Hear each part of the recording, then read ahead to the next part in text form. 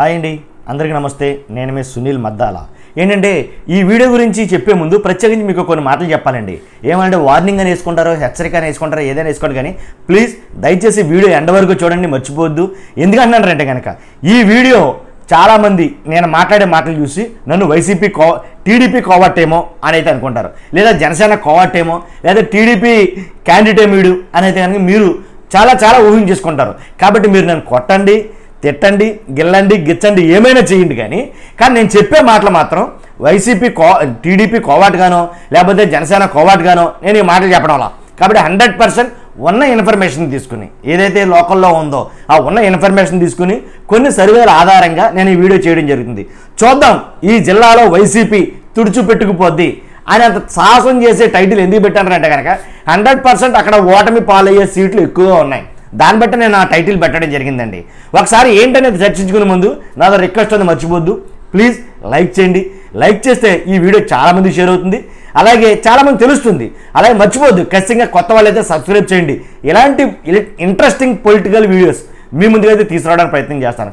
మర్చిపోద్దు, మీ అమూల్యమైన అభిప్రాయాన్ని కామెంట్ రూపంలో తెలియజేయండి. మంచైనా చెడైనా నేను సదా దాన్ని గౌరవిస్తాను. ఒకసారి వీడియోలోకి వెళ్ళిపోదాం. ఏంటంటే ఈ జిల్లాలో వైసీపీ తుడుచుకుపెట్టుకుపోద్ది. అసలు ఈ జిల్లాలో అంటే కనుక అది ఏ జిల్లాలో అంటే కనుక విశాఖ జిల్లా. విశాఖ జిల్లాలో వైసీపీకి అంతగా ప్రాధాన్యత లేదు. విశాఖ జిల్లాలో వైసీపీ గ్రౌండ్ లెవెల్లో అసలు ఏమీ లేదు. బాగా ఎలా అంటే టీడీపీ మాత్రం అక్కడ బాగా బలిష్టంగా ఉంది అనేది చెప్పవచ్చు. ఏంటంటే కనుక విశాఖ ఈస్ట్ కానీ, వెస్ట్ కానీ, నార్త్ కానీ, సౌత్ కానీ, అలాగే గాజువాక కానీ, బేవులి కానీ, ఇక్కడ ఎక్కడ చూసినా సరే వైసీపీ క్యాండిడేట్లు బలమైన క్యాండిడేట్లు లేరు ఒకటి. తర్వాత రెండోది, అక్కడ ఉండేటటువంటి ఏదైతే గ్రూపు తగాదాలు ఉన్నాయో ఆ గ్రూపు తగాదాలు వాళ్ళకే పడినటువంటి పరిస్థితులు ఏంటి. పైగా పెట్టిన ప్రతి అభ్యర్థి కూడా స్ట్రాంగ్ కంటెస్టెంట్ అయితే కాదు, దాంట్లో డౌట్ లేదు. మీరు 1-2 సార్లు చెక్ చేసుకోండి. బలమైన అభ్యర్థులు విశాఖ జిల్లాలో నియమించలేదు. మ్యాక్సిమం వాళ్ళ మీద తీవ్ర విమర్శలు ఉన్న వ్యక్తుల్ని, అలాగే తీవ్ర అసంతృప్తి ఉన్న వ్యక్తుల్ని ఎమ్మెల్యే అభ్యర్థులుగా కేటాయించడం జరిగింది. దానివల్ల ఎక్కువగా నిరసన అనేది తెలియజేయడం జరిగింది. అలాగే కాబట్టి సిట్టింగ్ అభ్యర్థులు కూడా ఉండడం వల్ల దీనివల్ల ఏంటంటే కనుక 100% ఈ జిల్లా వైసీపీకి చాలా లాస్ అవుతుంది అనేది కనుక చెప్పొచ్చు.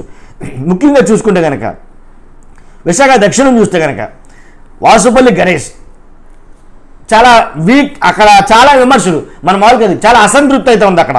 అలాగే ఉత్తరం కేకే రాజు, భీమిలి ముత్తంశెట్టి శ్రీనివాసరావు, తూర్పు ఎంఈవి సత్యనారాయణ, పశ్చిమ అడారి ఆనంద్, అలాగే గాజువాక చూసుకుంటే కనుక గుడివాడ అమర్నాథ్ లేదా పల్లా శ్రీనివాసరావు, ఇలాగ అభ్యర్థులు మొత్తం నేను ఇంకా పెద్ద ల్యాక్ చేయదలుచుకోలేదు, కానీ విన్న విషయాన్ని 3 ముక్కల్లో తెంచేయడమని మీ వీడియో చేస్తానండి. ఏంటంటే కానీ విశాఖ జిల్లా మొత్తం చూసుకున్నా సరే మ్యాక్సిమం ఎక్కడా కూడా సరైనటువంటి అభ్యర్థులు లేరు. దీంట్లో ఇది ఇంకా 100% వాస్తవిక అంటే మన సైడ్ నుంచి. కాబట్టి సరైన అభ్యర్థులు లేరు కాబట్టి అక్కడ తెలుగుదేశం గెలుపు చాలా ఈజీ కాబోతుంది. అంతే కదండి. ఇప్పుడు వచ్చి అక్కడ ఉండేటువంటి గొడవలు ఏవైతే ఉన్నాయో విశాఖ జిల్లాలో ప్రతి అభ్యర్థి మీద ఉండే అసంతృప్తి కానీ, అలాగే ప్రతి అభ్యర్థి మీద ఉండే ఏదైతే ప్రాబ్లమ్స్ ఉన్నాయో అవి ఏవి ఇంకా క్యూర్ చేసుకోలేకపోయింది పార్టీ. కాబట్టి పార్టీకి విశాఖ జిల్లా ఈసారి భయంకరమైన దెబ్బ అయితే తగలబోతుంది అనేది నా అభిప్రాయం. నేను చేస్తున్న అభిప్రాయం. నేను చెప్పినటువంటి ఈ నియోజకవర్గాల్లో ఈ అభ్యర్థుల్లో లేదు నువ్వు చెప్పింది తప్పు, స్ట్రాంగ్ కంటెస్టెంట్ ఉన్నారు అక్కడ అని చెప్పండి. పోనీ గుడివాడ అమర్నాథ్ గెలుస్తాడనో లేకపోతే ఇంకెవరో గెలుస్తారని చెప్పి మీరు చెప్పంటే నేను ఒప్పుకుంటాను. దానికి బలమైన కారణం ఉండాలి నేను చెప్పేది. కాబట్టి నేను చెప్తున్నాను ఏంటంటే ఈ అభ్యర్థులు ఎవరు కూడా స్ట్రాంగ్ కంటెస్టెంట్లు కాదు. ఎందుకంటే వీళ్ళ మీద IVRS సర్వేలు చేసినా సరే, లేదా లోకల్ సర్వేలు కానీ, అలాగే నేషనల్ ఏ సర్వే చూసినా సరే వీళ్ళ గెలవరనే చెప్పింది 100%. కాబట్టి ఆ ధీమాతోటే నేను ఈ వీడియో చేయడం జరుగుతుంది. ఈ జిల్లాలో వైసీపీ తుడుచుకుపెట్టుకుపోద్దని. కాబట్టి ఇలాంటి ఇంకా చాలా ఉన్నాయి. ఆంధ్రప్రదేశ్లో ఇలాంటి జిల్లాలు చాలా ఉన్నాయి. మనం చేస్తాం. ఇది మర్చిపోకడం మాత్రమే. మీరు ఏమైనా అనుకోండి, అబ్బా ఉన్న వాస్తవాన్ని అయితే కనుక తగ్గొడదని డిసైడ్ అయ్యి నేను వీడియో చేశాను.